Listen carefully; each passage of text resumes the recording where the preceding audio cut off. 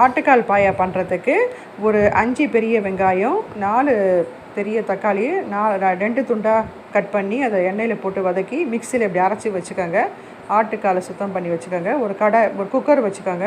அதில் 2 பிரிஞ்சி இலை, 2 ஸ்டார் அனீஸ், 2 பட்டை, லவங்கம், சோம்பு இதெல்லாம் போட்டு நல்லா வதக்கிடுங்க. அடுத்து அரைச்சி வச்ச வெங்காய விழுதையும்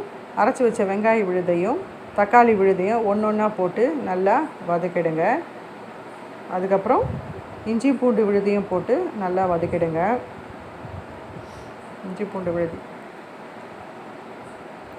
இப்போ கழுவி வச்ச ஆட்டுக்காலையும் போட்டு நல்லா வதக்கலாம். வதக்கிட்ட பிறகு 1/2 டீஸ்பூன் மஞ்சள்தூள் போட்டு நல்லா வதக்கிடணும். அதுக்கப்புறம் இப்போ வதக்கிட்டு இப்போ நம்ம காரத்துக்கு இருக்க ஒரு 3லேருந்து 4 ஸ்பூன் குழம்பு மிளகாய் போட்டு நல்லா வதக்கிடுங்க. இது வதக்கின பிறகு 2 ஸ்பூன் மிளகுத்தூளையும் போட்டு நல்லா வதக்கிடணும். உப்பு போட்டு அதுக்கப்புறமா மிளகுத்தூள் 2 டீஸ்பூன் போட்டு அதையும் நல்லா வதக்கிட்டு இப்போ தேவைக்கேற்ப தண்ணி ஊற்றிக்கலாம்.